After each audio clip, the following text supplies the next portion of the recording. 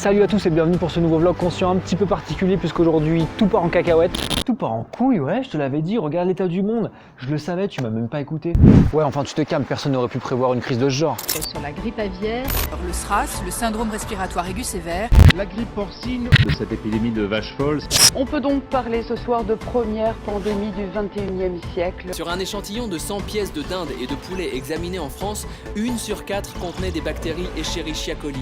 64% de ces bactéries étaient résistantes à nos antibiotiques. Un virus qui apparaîtrait de façon un peu explosive est un problème qu'il faut prendre au sérieux. On attend en redoutant une grande pandémie qui serait due à une nouvelle souche de virus dont on sait qu'elle devrait arriver bientôt. Il n'y a aucune raison pour que le 21e siècle n'ait pas une pandémie de grippe.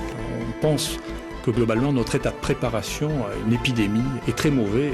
Le fait qu'une épidémie survienne est probablement une grippe très grave et quasiment une certitude. Ouh bah oui, non mais t'as raison hein.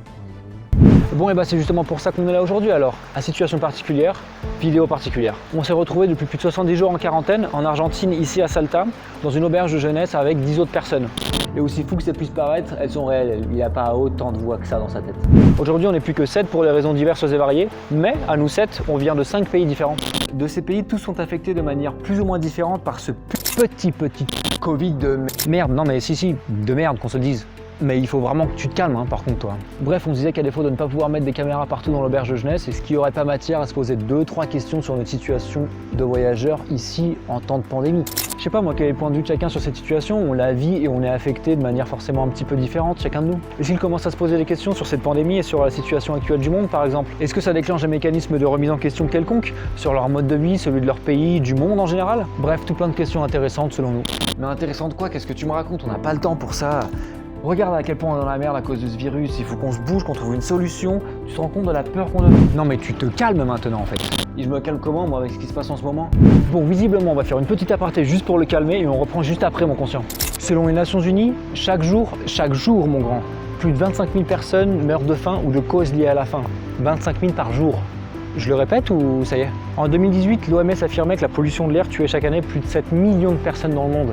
En France, c'est 48 000 personnes par an, plus que l'alcool. Selon l'OMS, encore une fois, entre 2030 et 2050, le réchauffement climatique devrait être responsable de 250 000 morts supplémentaires par an, uniquement dues à la malnutrition, au diarrhée, au paludisme et au stress thermique. Pas de prise en compte donc dans ces chiffres des réfugiés climatiques, de l'augmentation de la pollution, des catastrophes naturelles, des pénuries alimentaires et tout ce qui va bien. Et attention, je ne remets pas du tout en cause le niveau de gravité du Covid ni de la pandémie mondiale dans laquelle on se trouve. Je voulais juste remettre un peu les choses en perspective parce qu'il y a certains trucs dont on entend parler beaucoup plus que d'autres et ça m'énerve.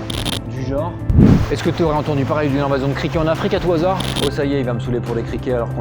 Un seul de ces essaims contient plus de 100 milliards d'individus et peut recouvrir la taille du Luxembourg. 2500 km². Ces petits criquets si mignons, si inoffensifs, menacent déjà la sécurité alimentaire de plus de 84 millions de personnes.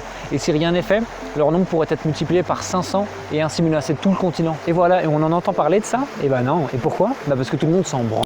Ok c'est bon, j'ai compris le message, t'enflamme pas. On va la faire cette vidéo. Bon alors s'il n'y a plus d'objection, voilà. On vous donne rendez-vous la semaine prochaine pour un nouveau format, une nouvelle série d'interviews conscients. Ciao!